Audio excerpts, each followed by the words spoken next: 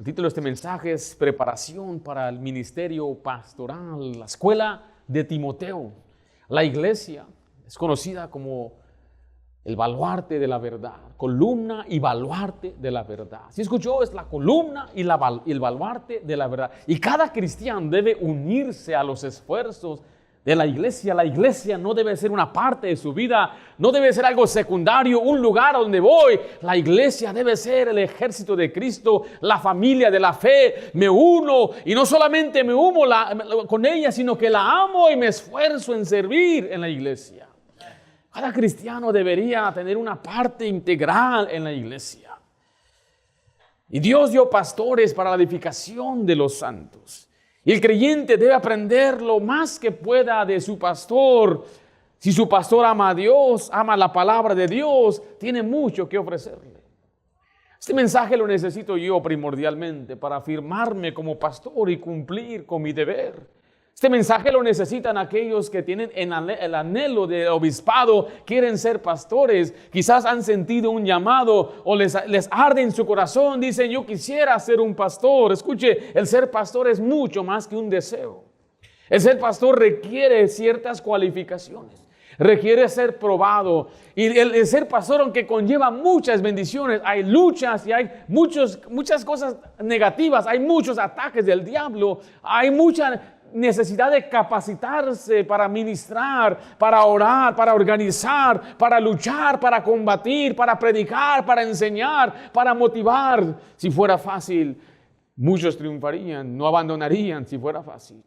Lamentablemente, el hombre promedio dura 6 meses iniciando una obra y abandona. Los que están tiempo tomando otra iglesia, el promedio dura 2 años. Después de 2 años deshace todo lo que el otro hizo y se va. Y eso es la realidad. ¿Por qué? Porque en nuestro celo y en nuestro amor por alcanzar al mundo, a veces preparamos y enviamos a hombres que no están listos. No es necesario que ellos estén capacitados, puedan reunir las cualificaciones que Dios ha estipulado. Y este va a ser el mayor énfasis porque estamos hablando del instituto bíblico, aquellos que quieren servir en la obra de Dios.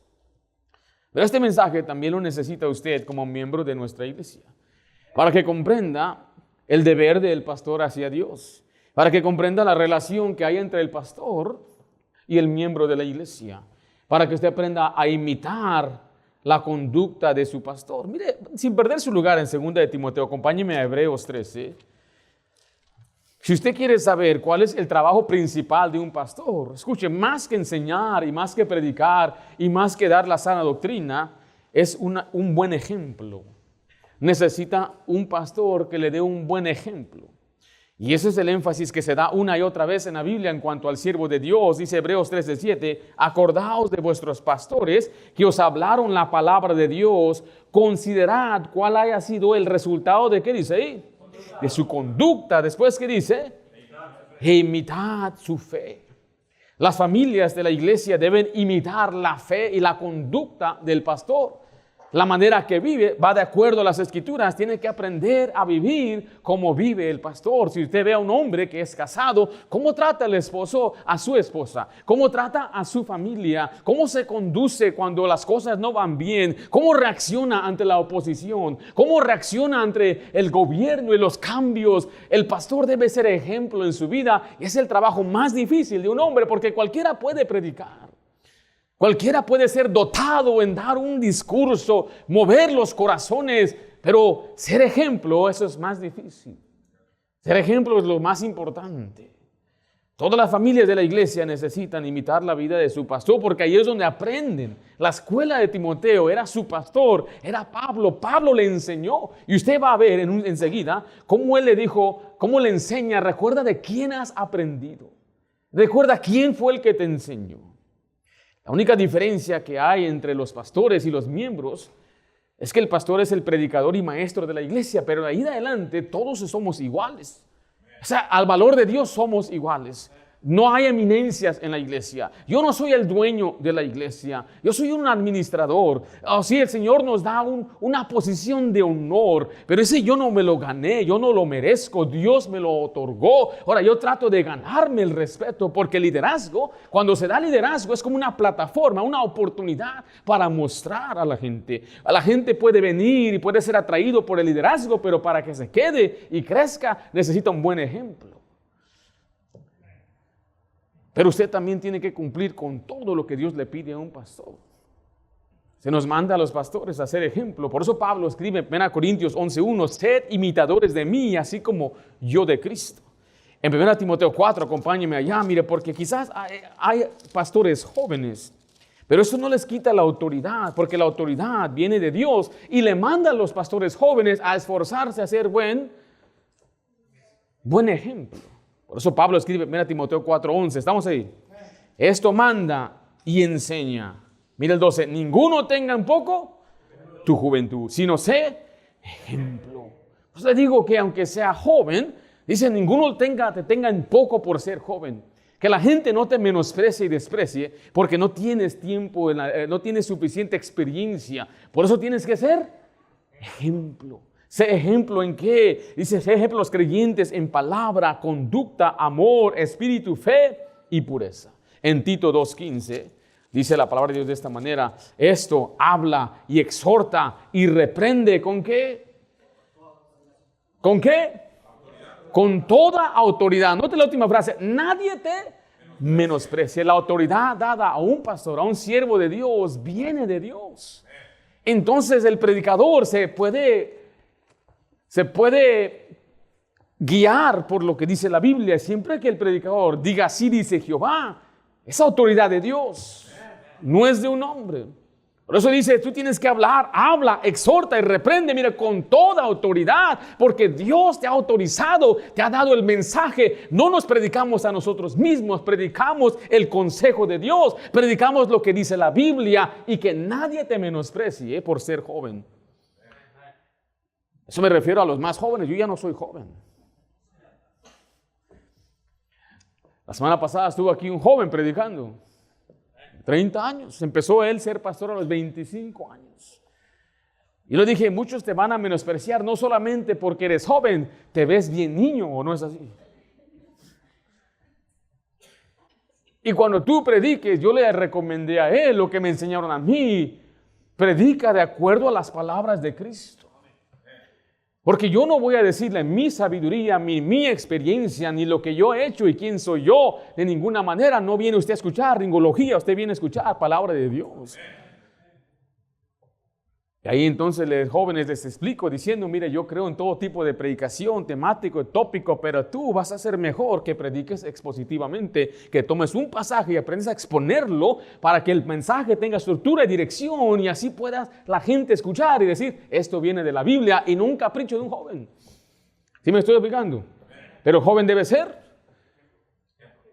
ejemplo. Mira Timoteo 4:16, Pablo aquí le advierte que tenga cuidado con él mismo.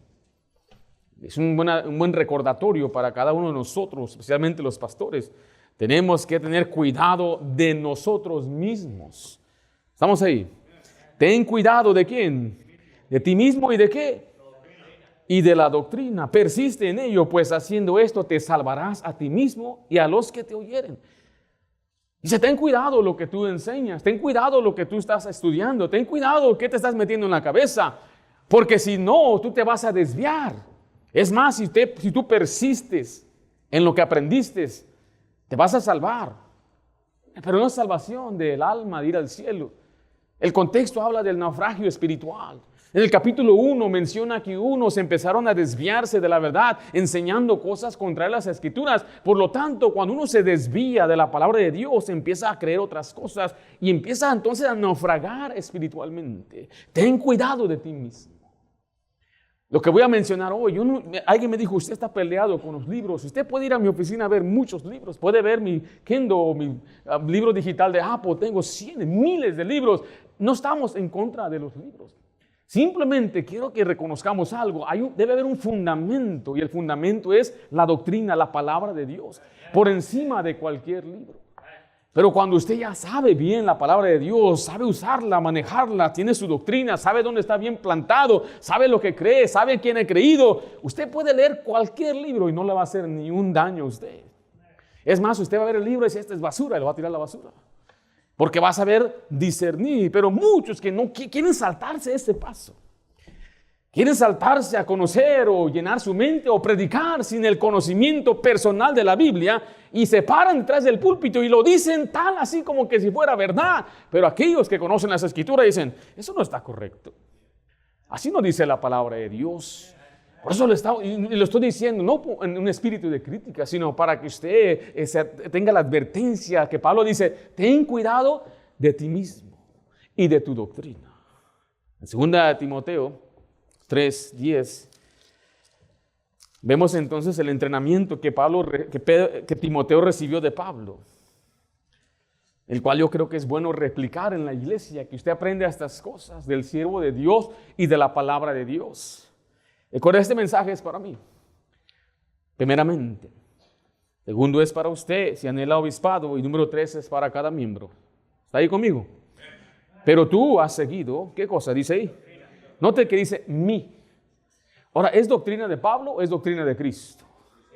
Pero Pablo utiliza mucho mi evangelio porque él se ha apropiado, está convencido.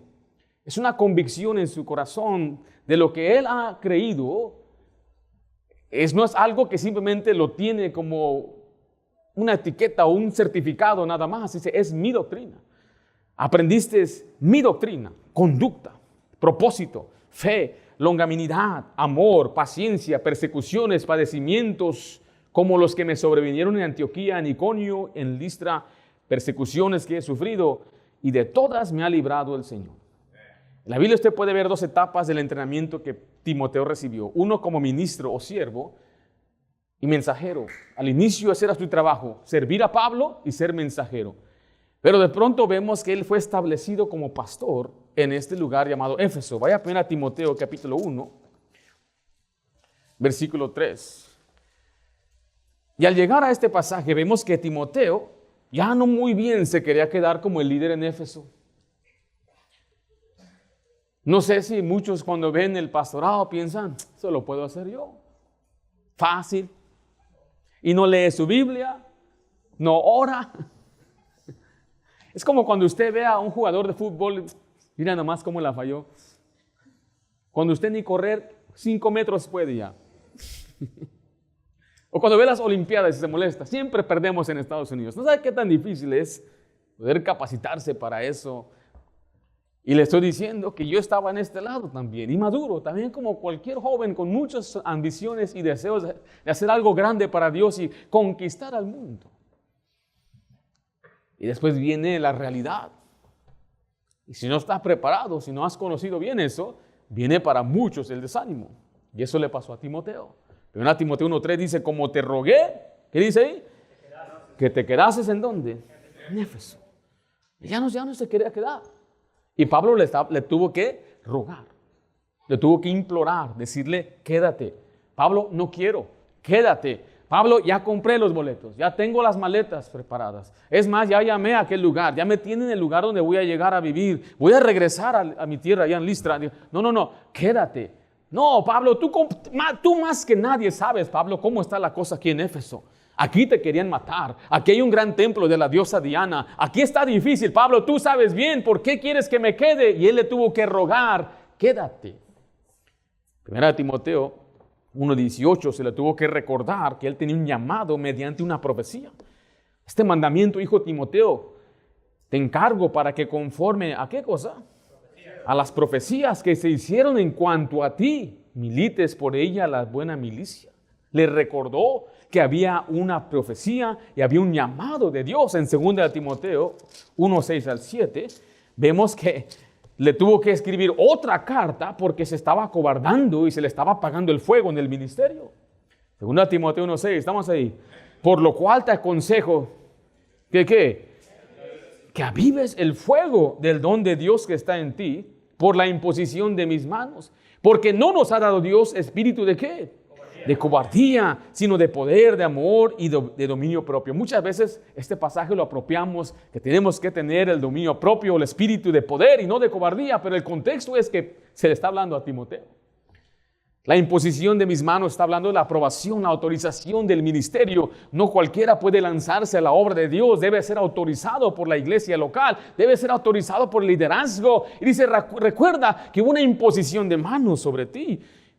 Recuerda que fuiste enviados y Dios te dio el espíritu no de cobardía, sino de poder. Por lo tanto, te aconsejo, aviva el fuego del don de Dios que hay en ti. Porque no es fácil. No es fácil en nuestra carne, menos en la carne. Por eso le quiero hacer esta pregunta. ¿Usted está persistiendo en lo que ha aprendido? ¿Anhela ser un siervo de Dios? ¿Anhela al obispado o anhela servir a Dios? Porque recuerde, todos somos llamados a servir. Todos, absolutamente todos. Regresa a 2 Timoteo 3:10. Vamos a ver cuáles son las lecciones que Timoteo aprendió. ¿Están conmigo? Que esto va a ir bien fluido o bien rápido. En primer lugar, note que le habló de la doctrina. ¿Cuáles fueron las cosas que aprendió? Su doctrina. 2 Timoteo 3:10 dice, pero tú has seguido mi doctrina. ¿Qué es la doctrina? Bueno, es el conocimiento o sabiduría. Doctrina bíblica es lo que creemos y practicamos, nuestra fe y práctica basada en la Biblia. Cuando hablamos de doctrinas fundamentales, estamos basados en los fundamentos de la Biblia. La doctrina bíblica es lo que la Biblia llama sana doctrina, que implica enseñanza saludable y beneficiosa. Viene de la palabra de Dios. En 2 Timoteo 2:15, quiero que note conmigo que la sana doctrina que Dios nos da requiere que usted conozca bien la palabra de Dios. Procura con diligencia presentarte a Dios como aprobado, como obrero que no tiene de qué avergonzarse, que usa bien, ¿qué cosa? La palabra de Dios. La palabra aprobar es declarar a una persona apta, competente, que indica que alguien es idóneo para algo. Y en este contexto está hablando de una persona que conoce la palabra de Dios, sabe manejar, sabe explicar con la Biblia, sabe leer. Esto es aparte de hablar del contexto histórico. Primeramente, conozca lo que está en la Biblia.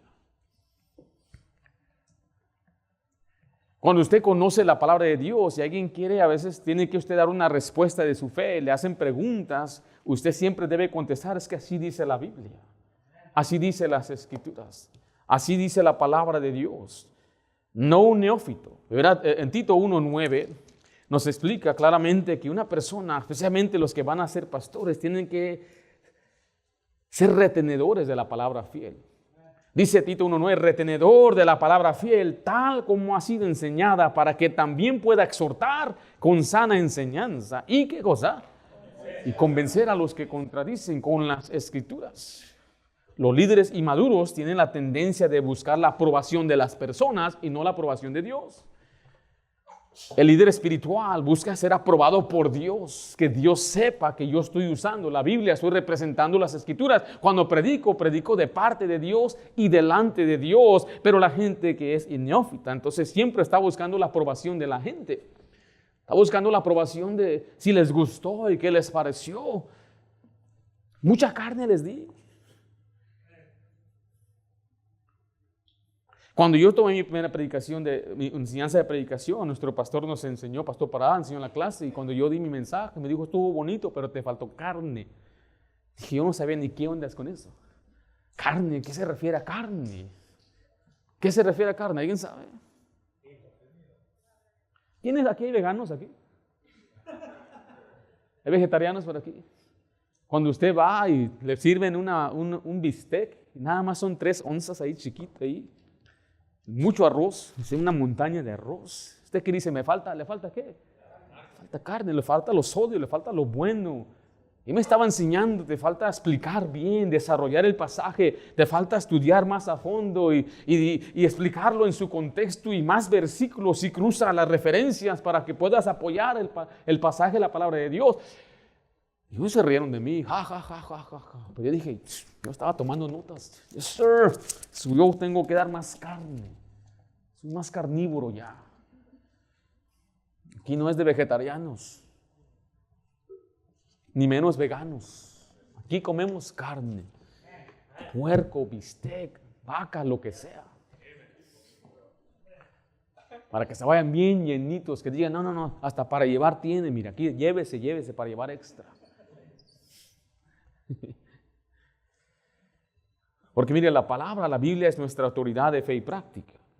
Mire, hay un estudio muy espantoso, dicen que en Estados Unidos la mitad, 50% de los pastores no creen que la Biblia es la palabra de Dios. Dicen así, contiene la palabra de Dios. No todo lo que está escrito aquí es palabra de Dios. Mucho, dicen ellos, es opinión del hombre o es histórico. Cuando yo veo un libro, por ejemplo, he escuchado de los Macabeos, yo no creo que esa es palabra de Dios.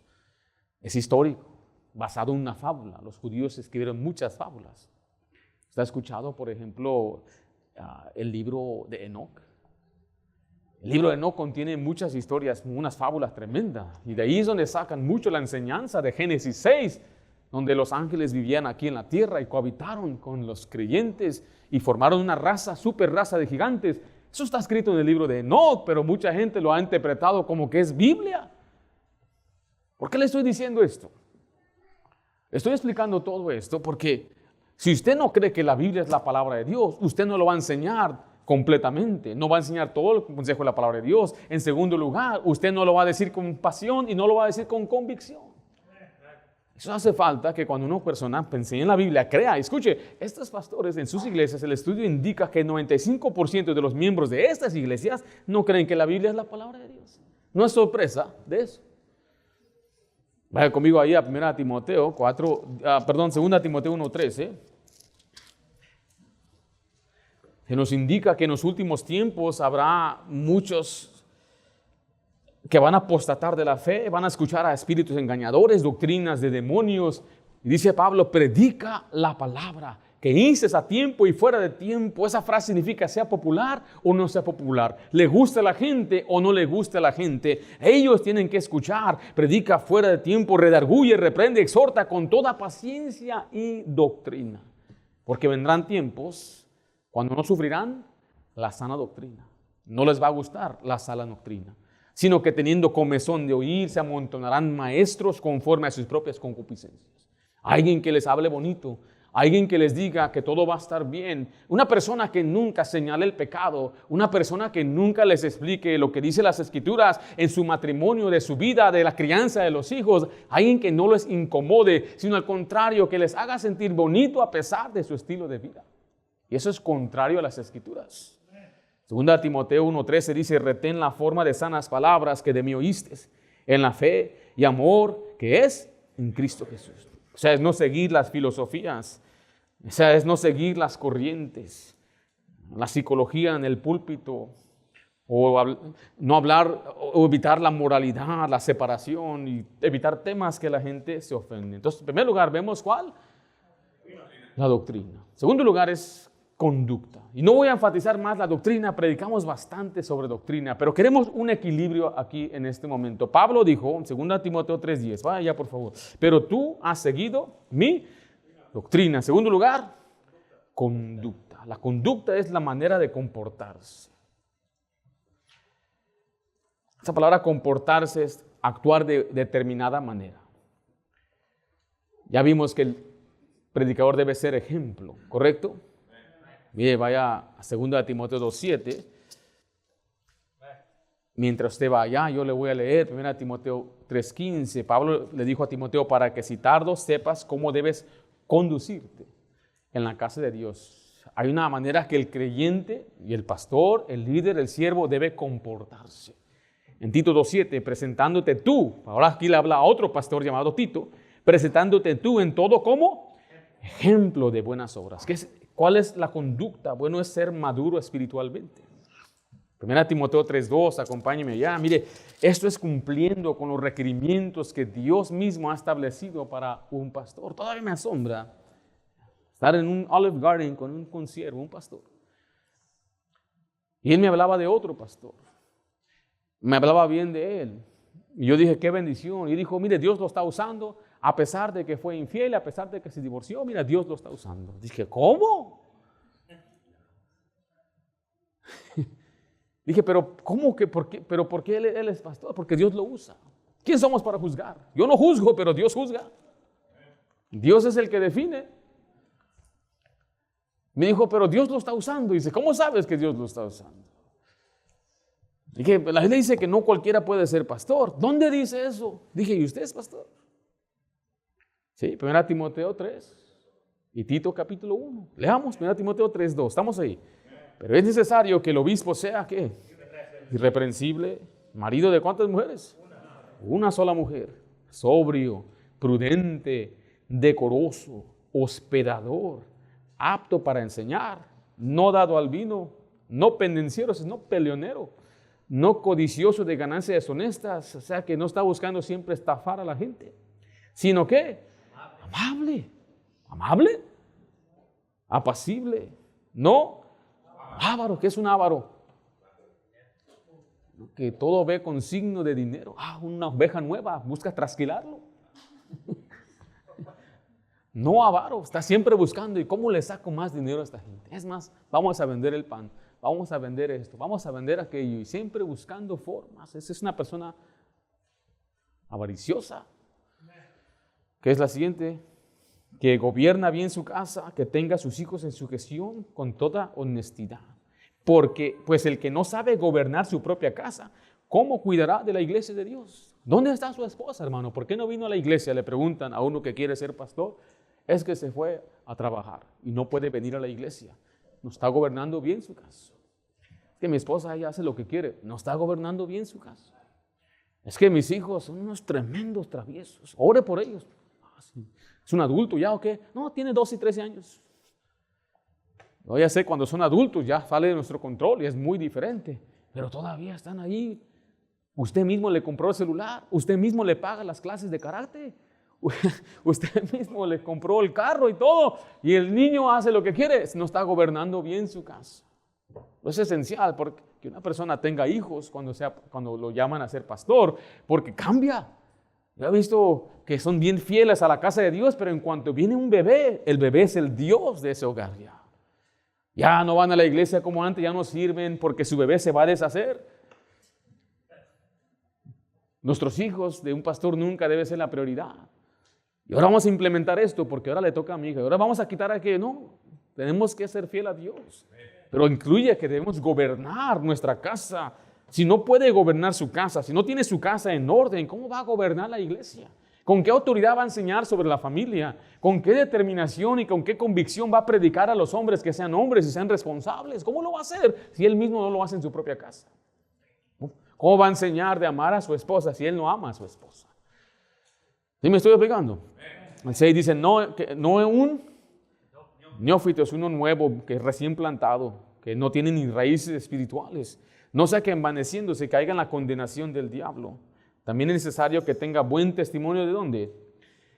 De los de afuera, para que no caiga en descrédito y lazo del diablo. Buen testimonio en la iglesia, buen testimonio en el trabajo, buen testimonio con sus parientes. Sería bueno preguntarle al que quiere ser pastor, oye, ¿qué tipo de trabajador es él? No, hombre, puras malas palabras dice aquí. Él es cristiano, van a decir. Yo ni sabía que cristiano era. Buen testimonio con los de afuera. La gente nos está mirando siempre. Yo puedo ver un tremendo testimonio. Un pastor que se llama hermano Gil Torres, es pastor allá en el área de San Diego. Juntos íbamos, yo no sabía que íbamos a ir en el mismo vuelo, pero nos tocaba ir en Volaris, que Dios les bendiga. Y muy mala fama de cancelar vuelos o cambiarlos así, sin mandarte un texto ni nada. Ahí estábamos listos para irnos a nuestro destino y de repente se quitó Volaris y se apareció otro. Salió Viva Aerobús, no sé, allá en Tijuana. ¿Cómo se siente uno cuando eso pasa? Se enoja, ¿verdad? Y yo subí a acercarme a ver qué decían. Y el que estaba enfrente de mí era un caballero y dijo, oye, ¿qué sucedió con el vuelo? No, pues lo cancelamos. La persona no le importaba, la cancelamos. ¿Quiere algo? Tiene que salirse, ir hacia afuera del aeropuerto y volver a entrar por seguridad. Ellos le van a acomodar en otro vuelo. ¿Cómo no va a dar coraje eso? Voy a ser sincero, estaba enojado. Otra vez Volaris, Dios te bendiga Volaris. Yo oro por mis enemigos cada día. Y él dijo, muchas gracias por la información, y se dio la vuelta y era el pastor Gil Torres. Imagínense, si él empezaba a maldecir o a decir cosas malas, ese día, yo aunque ya lo conozco por años, este día como que confirmó, cerró su testimonio de él delante de mí. Porque es muy incómodo, es frustrante, era tiempo de COVID con máscaras, todos sudados, sana distancia donde quiera, y luego en el avión bien apretados. No tenía sentido nada lo que nos estaban haciendo. Pero yo vi su testimonio de él. Yo vi cómo él reaccionó ante algo frustrante. La gente nos está mirando. La hermana le decía, o varias mujeres le decían, ganando almas, su esposo aquí lo miro caminando. Es su esposo, ¿verdad? Como salga a hacer ejercicio, vamos. La gente nos está mirando. Que tenga buen testimonio con los de fuera. Con su manager, ¿cómo está, man? ¿Ha pagado su renta? ¿Paga a tiempo o siempre tarde?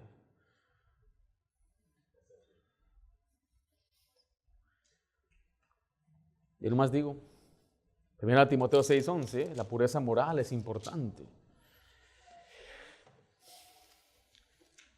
Raramente yo menciono esto y no lo digo porque hay mucha gente débil, pero quiero decirle, mi querido hermano, que hay siervos de Dios que fracasan moralmente. No se sorprenda de eso. ¿Cómo llegó ahí? Fue un hombre que se descuidó. Hay muchas maneras que Dios aún deshonra por la soberbia a sus siervos. Dice que Él deshonra al soberbio y la peor deshonra de un siervo de Dios, yo creo es la inmoralidad. De ahí ya no te levantas, de ahí ya no hay otra oportunidad.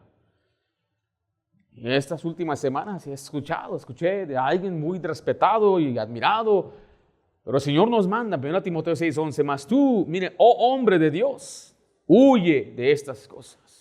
Hablando de la fornicación, de los pecados, y sigue la justicia, la piedad, la fe, el amor, la paciencia y la mansedumbre. Debe ser maduro espiritualmente, debe ser amable. Vaya a 2 Timoteo 2:24. Debe ser amable. ¿Qué es amable? Es mostrar respeto, cortesía y empatía hacia otros. Viene de ser afable, complaciente, afectuoso. Afable es agradable, suave en la conversación y en el trato. Debe tratar a la gente bien. Puede venir, hermano Rafael, acá, por favor. Alguien que es amable, trata con respeto. Muchas gracias por venir, Dios le bendiga. Gracias por acompañarnos en este día. Amable. Y lo trata con suavidad. Yo sé que a mí me gusta que me hablen duro, pastor. Yo soy allá, me cortaron con hacha. ¿Qué? Me dijo una vez a mí en el banco, ¿qué? ¿Te voy a hablar de flores o qué? No se trata, no queremos florecitas, pero respeto. Y yo le digo, hermanos, respétense unos a otros. A veces hay algunos que se ve muy fácil de molestar y ahí le echan todos carrilla a uno. Y dije, ¿por qué siempre a uno? Ese me decía mi papá, es que a veces hay un perro muy sarnoso donde todas las pulgas se le van. A veces hay hermanos que son más calladitos, no se defienden, y yo veo que algunos ahí le empiezan a echar y a echar. Bueno, respete a los hermanos. Uno de estos días se va a enojar y le va a soltar un trompón. Yo no voy a decir nada, yo voy a quedar bien callado. Así como yo le he mostrado respeto, yo creo que he respetado a todos, y le respeto, lo trato bien, lo trato con dignidad. Nunca le he tratado de humillar, ni en público, ni en privado, ni nada, siempre hemos tratado de tratarlos con respeto. Es la dignidad amable. ¿Cómo está? Dios le bendiga. Gracias por acompañar. Pase por acá. O somos amigos. Hermano Rafael, ¿cómo te ha ido? Bien. Tuvo bueno la pelea anoche, ¿verdad? Muy bueno. ¿A quién le ibas? Canelo. Bro, ¿qué pasó? Mexicano. Puro Berlanga, bro. ¿En serio? Y empezamos a platicar. Eso es amable. No, ¿cómo le voy a Berlanga? Es un ejemplo, nada más. Pero es el respeto, se trata, y si algo comete un error evangelizando, comete error en su ministerio, ¿te ha humillado alguna vez? ¿Te ha maltratado? ¿He sido áspero contigo? ¿Cuántos años nos conocemos? 5. ¿Te he hablado con firmeza a veces? No. ¿Nunca te tuve que regañar? No. ¿Por qué no? ¿Siempre has obedecido? No. ¿No? ¿No te he predicado duro? Sí. ¿No te he aconsejado? Sí. ¿No te digo, haz esto mejor? Sí. Ok, entonces sí. Sí. Pero no te lo he dicho como maltratando. No. De bola de... No. ¿No? ¿Nunca he hecho eso? No. ¿Te gustaría eso? No. ¿Te funcionaría? ¿Cómo te gritaban en el ejército? Así como ibas a gritar. ¿Sí? Sí. ¿Y te gustaba? No. Dumb Mexican, ¿te dicen Ya, así? ya. Sí. Sería bueno, No, nunca. Amable. Amable con la gente. Amable. Es que muchos dicen, es que mira, aquel tiene buen trabajo, aquel no, es de para allá. Santiago advierte mucho de eso. Viene un hombre con ropa espléndida, con anillo, mire, ven para acá está, siéntate acá. Y viene una persona que no puede ofrecer nada, ponte acá, tú vas a ser mi estrado para poner mis pies encima. Esa actitud no debe ser entre los cristianos. Yo escuché una vez hasta decir que debe haber iglesias de clases, la iglesia de los ricos y la iglesia de los pobres. ¿Cómo? Eso es exactamente lo que predicaba. En Santiago, y Juan escribió una carta específicamente para eso. No nos hagamos... Todos somos pobres, todos aquí, ¿verdad? Pero el respeto no importa su fondo, su vida, es más cuando comete errores o cuando peca, amable. Gracias, hermano Rafael. Amable. Mansedumbre, dice versículo 25, que con mansedumbre corrija a los que se oponen. Esa palabra mansedumbre es, mire, ser humilde, dócil, carácter tranquilo. Él puede corregir con humildad. ¿Sí me estoy explicando? Estoy enseñando esto porque a veces pensamos que si yo soy el pastor, entonces yo soy un grosero regañón y voy a pelearme con todo el mundo. Eso no se trata de eso. Yo sé que se nos está llamando fundamentalistas, fighting fundamentalists, fundamentalistas que peleamos y nos gusta la pelea, pero nunca es una pelea entre sangre y carne, es una pelea espiritual. Nuestras armas son armas espirituales. Y si tenemos oposición aún de allá afuera que nos atacan, nuestra respuesta nunca tampoco es las armas letales, sino son armas espirituales. Por eso mataban a los cristianos, por eso los perseguían, porque no se defendían. Ahora yo no estoy diciendo que no defienda su casa, lo que estoy diciendo es que su actitud más bien debe ser amable, no contencioso, no un peleonero, no uno que siempre se quiere sacar una espina y dar indirectas en la iglesia, no, amable. Con mansedumbre, con humildad, y puede corregir y decir los pecados así, y eso duele más, porque se lo está diciendo con la Biblia. Cambie su vida, deje de ser una persona áspera con su esposa, ame a su esposa, y le puedo decir yo todo esto sin tener que insultarlo. ¿Sí me explico? Amable. Debe ser líder espiritual de su hogar. 1 Timoteo 3:4, vimos hace un momento que gobierne bien su casa. Debe ser guía de su esposa, que enseñe a su esposa, que ame a su esposa.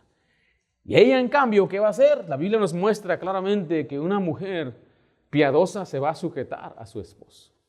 Que tenga hijos creyentes, que le comparte el evangelio, que los críe en los caminos de Dios, que les enseñe la Biblia.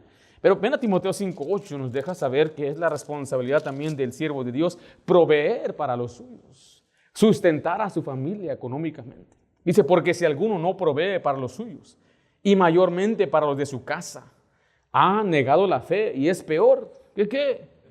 Que un incrédulo. Entonces Pablo dice, tú conoces mi doctrina, mi conducta, dice, conoces mi propósito.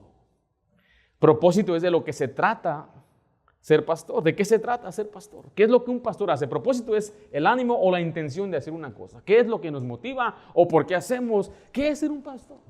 Pregúntale a la gente, ¿qué hace un pastor? ¿De qué se trata ser pastor? ¿Quién sabe? Bueno, Dios nos da un propósito. 2 Timoteo 3:10 dice, pero tú has seguido mi doctrina, conducta, propósito. Recuerde, el ministerio es trabajo. Si usted anhela ser obispo, pastor, no es una posición de ser servido, es una posición de servir. Lo hemos aprendido sobre el liderazgo servicial o el liderazgo de servicio. 2 Timoteo 2:6 nos enseña que muchos que entran al ministerio, antes de participar del fruto, de los frutos, primero debe trabajar. 2 Timoteo 2:6, ¿estamos ahí? El labrador para participar de los frutos debe ¿qué? Debe trabajar primero. ¿Cuál es el trabajo de un pastor?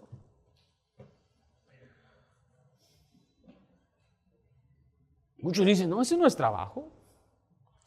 No, 1 Timoteo 5, mire, quiero que usted vea. Aquí yo no me estoy defendiendo, aquí hay suficientes hermanos maduros, ¿verdad?, que comprenden esto. Pero siempre hay gente afuera y ¿ustedes qué hacen? nos dedicamos al trabajo que Dios nos ha dado. Pero no siempre fue así. Antes de poder disfrutar de lo que ahora tenemos, teníamos que trabajar, al principio, un trabajo secular. Hasta el punto que la obra de Dios demandaba nuestro tiempo para poder ayudar a la obra a seguir creciendo. 1 Timoteo 5, ¿están ahí conmigo?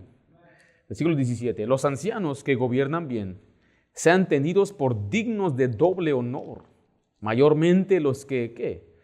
Trabajan. ¿En qué? Pues el trabajo principal es predicar y enseñar. Y doble honor, o sea, el contexto está hablando de sustentarlos. Ahora, yo no estoy diciendo esto para que ya estamos bien. Estoy diciendo para aquellos que quieren empezar. Luego empiezan y va a haber seguro. ¿Y cuánto va a haber? ¿Y cómo lo voy a hacer? Tienes que primeramente, no les gusta esa palabra. Mira el siguiente versículo. Pues la escritura dice, no pondrás bozal al buey que trilla, y digno es su salario. Mire, lo que le estoy diciendo es, aquellos que anhelan obispado y ven algo ya hecho, y esto que está aquí, aunque no es mucho, no es algo grandioso, si yo pudiera verme, apenas vimos hace 2 años, eso hemos progresado bastante. Mucho, eso lo podemos hacer todos los días, tumbar paredes, poner, levantar, decorar y usarlo cada día. Para mí es una gran ganancia. El otro día miré un edificio, mi esposa y yo, mi familia entramos y caminamos por todo el edificio y clamé la promesa, todo lo que tu planta pisare será tuyo. Y dije, dame este lugar, aquí hay unos chinos lo usan para vender sus muebles de cocina, dije, estaría bueno para una iglesia. Y caminé, y caminé, y caminé, y caminamos, y nos hacíamos como que estábamos interesados en las cosas, pero no, yo dije, aquí va a haber una escuela dominical, aquí va a haber un bautisterio. Y el chinito decía, wow, van a comprar muchas cosas. Finalmente salimos, gracias, y nos salimos. Dije, en 1 año este va a ser nuestro territorio y te vas a tener que salir, chinito. ¿Qué le digo todo esto? Porque sé que todo esto requiere trabajo y esfuerzo. Piensen en una persona que tiene un negocio, que dice que lo que empieza en negocios, los primeros 2 años no le gana nada. Es pura inversión, es su trabajo, su tiempo y su talento. Muchos han empezado negocios, sabe que no es algo fácil. Lo compara a un labrador. El labrador meramente tiene que trabajar para poder disfrutar su fruto. El ministerio es trabajo. Alguien dijo, sé tan bueno en tu trabajo que alguien va a estar dispuesto a pagarte por él. Por eso, aunque no voy a yo explicar, desarrollar este punto, se nos encuentra en Corintios, 2 Corintios, en Gálatas, nos explica claramente, pero tiene que haber trabajo, y el trabajo es en prepararse bien, en predicar mensajes que sean claros, y cuando usted venga, esto muestra preparación, que haga slides, que haga algo para llenar, todo eso muestra que alguien trabajó. Y yo quiero animarle a que usted también trabaje en su ministerio, y Dios le va a dar fruto. Dios le va a bendecir, trabaje y Dios le va a guiar. El trabajo del pastor es guiar al rebaño. 1 Timoteo 4:11 dice esto, manda y enseña. 1 Timoteo 4:3 dice, entre tanto que voy, ocúpate en la lectura, la exhortación y la enseñanza. Debe cuidar del rebaño. Cuidarlo, ¿cómo? Es nutrirlo. Dice 1 Timoteo 4:6, si esto enseñas a los hermanos, serás buen ministro de Jesucristo, nutrido con las palabras de fe y de la buena doctrina que has seguido. Uno tiene la nutrición espiritual y después la empieza a dar. Así es como cuida, edifica, enseña. Y cuidar también implica advertir. Pero también debe predicar con firmeza. Es señalar el pecado como un profeta. 2 Timoteo 4:2, acompáñeme allá, dice la Biblia, que prediques la palabra, que instes a tiempo y fuera de tiempo, redarguye, reprende, exhorta con toda paciencia y doctrina. 1 Timoteo 5:20, vaya allá por favor. A los que persisten en pecar, ¿qué debemos hacer? Faltó la otra parte de la oración. ¡Wow! Repréndelo delante de todos para que los demás teman. ¿Sabe que dice la Biblia que cuando se reprende al necio, el que está observando el simple se hace sabio? Porque está viendo cómo recibe el castigo. Por eso yo hice bien sabio a mis hermanos pequeños, al ser yo reprendido delante de ellos.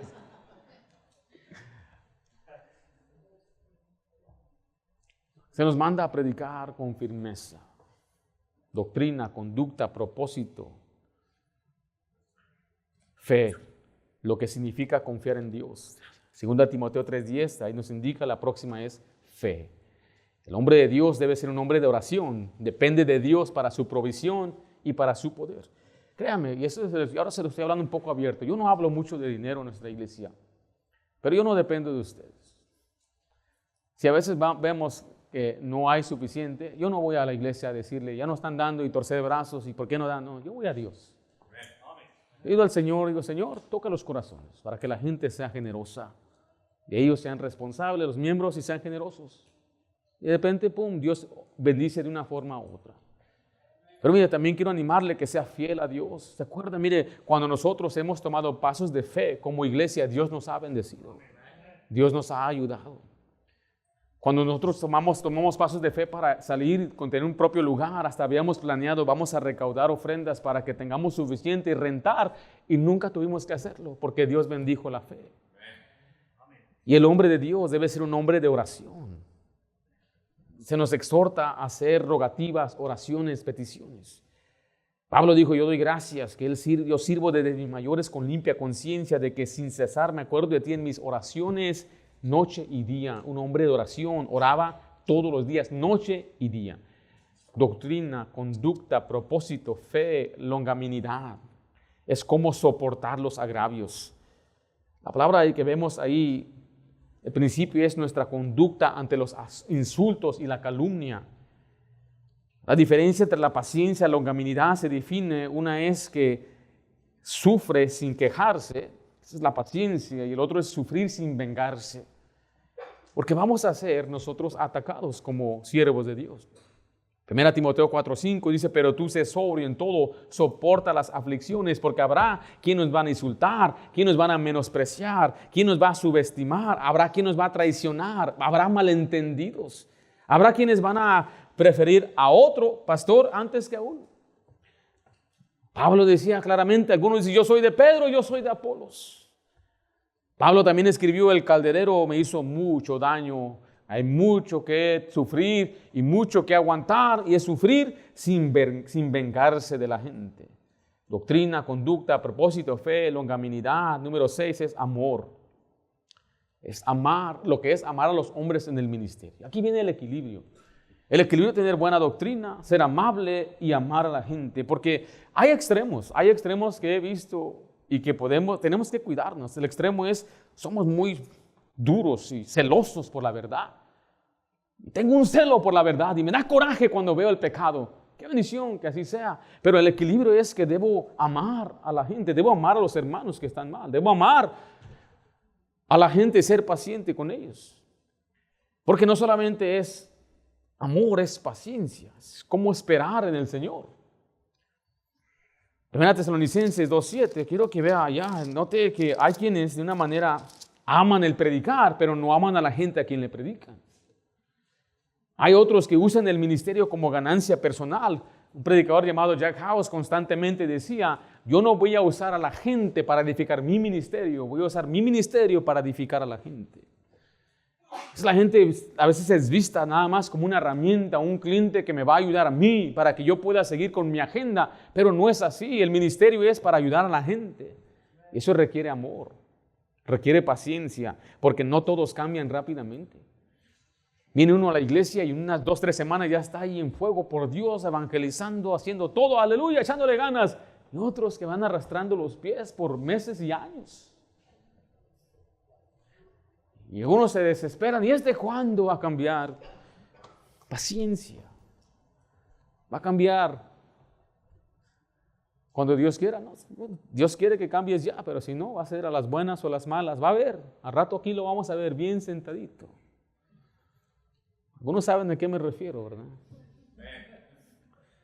1 Tesalonicenses 2:7 dice, antes fuimos tiernos entre vosotros, como la nodriza que cuida, ¿cómo?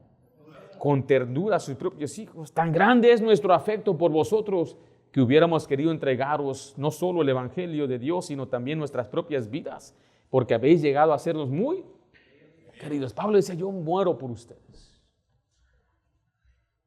Primera Tesalonicenses 1:2 nos da la respuesta por qué Pablo sentía eso. Dice, damos siempre gracias a Dios por todos vosotros, haciendo memoria de vosotros, ¿en qué? En nuestras oraciones. ¿Por qué sentía Pablo ese amor por ellos?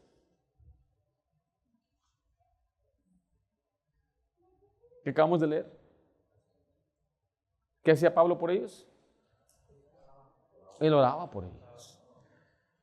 Entonces, le digo especialmente a hermanitos, no, si yo no me llevo bien con mi hermano, ore por ese hermano. Ore mucho por ese hermano. Ore más por ese hermano. En la mañana, en la tarde, en la noche, es más, pase más tiempo orando por él que por su propia esposa. No lo quiero, no me cae bien. Ya oró por él, ¿para qué? Le voy a pedir a Dios que se lo lleve.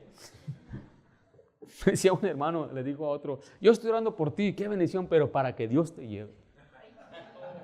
Ya de una vez. No, ore para que Dios le bendiga.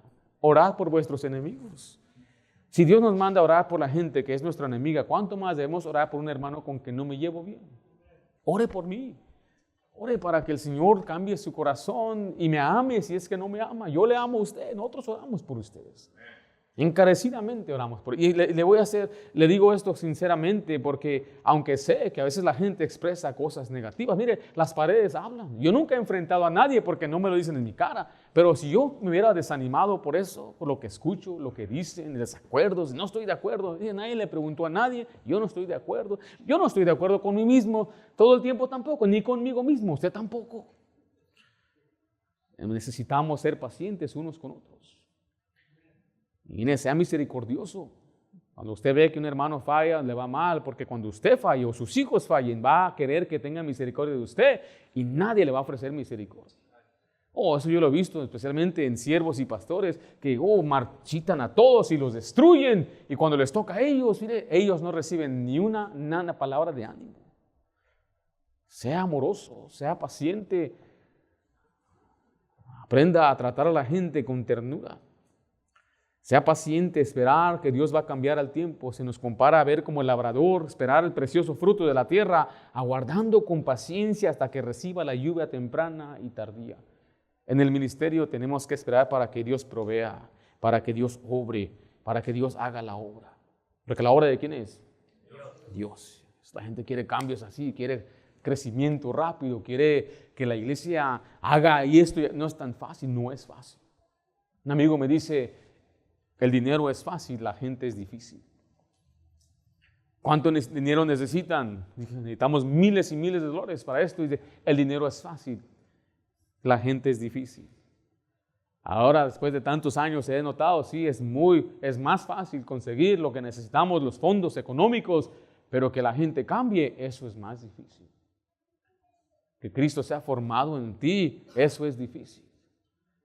Que se puedan llevar bien y quieran ganar almas y quieran ser maestros y quieran añadirse, eso es difícil. Doctrina, conducta, propósito, fe, longanimidad, amor, paciencia y número 8 y último, persecuciones y padecimientos. Esto es sufrir por el Evangelio. 2 Timoteo 3:11, ¿están conmigo ahí? Pablo dice persecuciones, finalmente padecimientos. Esta palabra padecimiento es acción de padecer o sufrir un dolor físico o psíquico. Pablo menciona aquí 3 ciudades. Me sobrevinieron en Antioquía, en Iconio, en Listra. En Antioquía fueron expulsados de la región por predicar el Evangelio.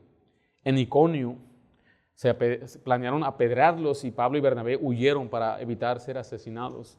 En Listra apedrearon a Pablo y lo dejaron por muerto. Y le está diciendo, tú sabes lo que me pasó en estas 3 ciudades por predicar el Evangelio. Y hay tiempos donde va a haber más persecución. Cuando usted viva piadosamente, va a enfrentar persecución.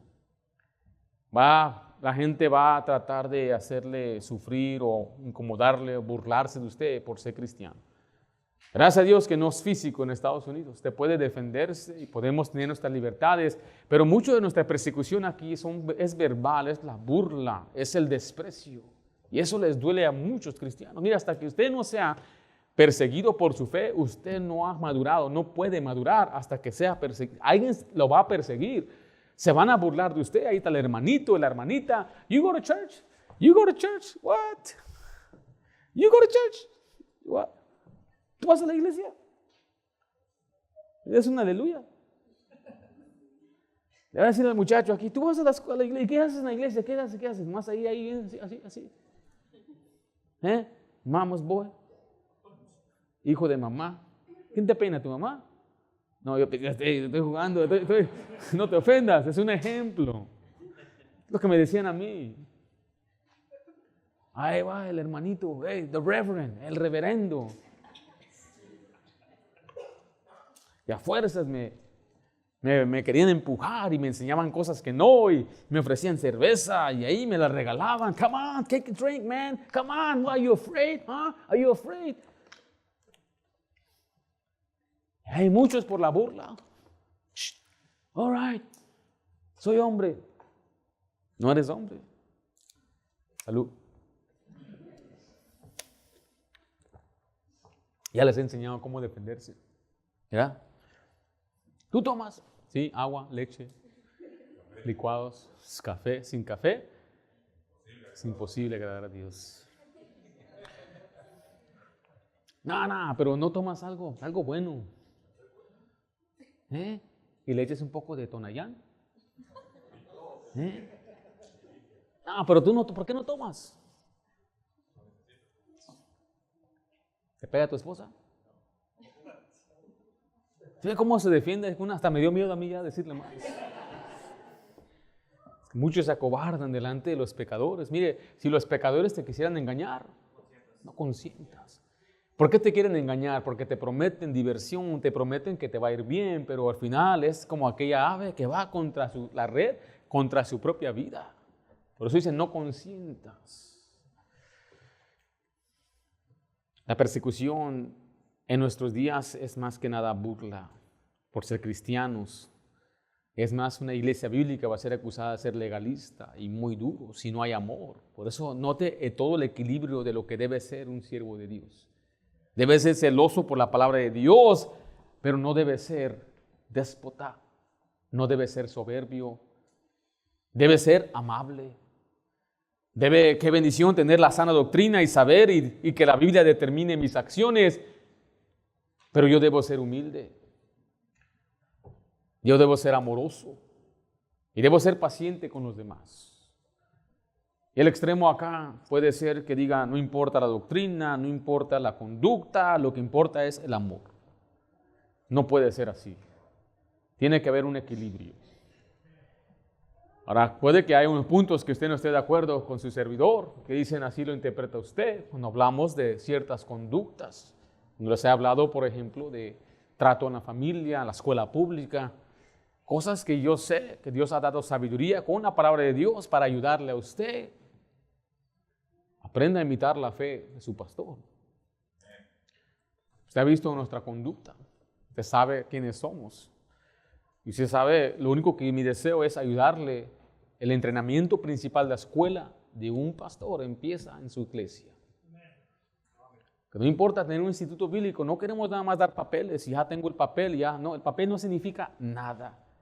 Lo que importa es todo el motivo detrás del certificado, es la aprobación de un hombre, de un carácter, de una persona aprobada por Dios, incluyendo su doctrina, su conducta, su propósito, su fe, su longanimidad, su amor, su paciencia y poder sufrir por el Evangelio. Que Dios nos dé hombres dispuestos a enfrentar todo esto, que tenga este equilibrio.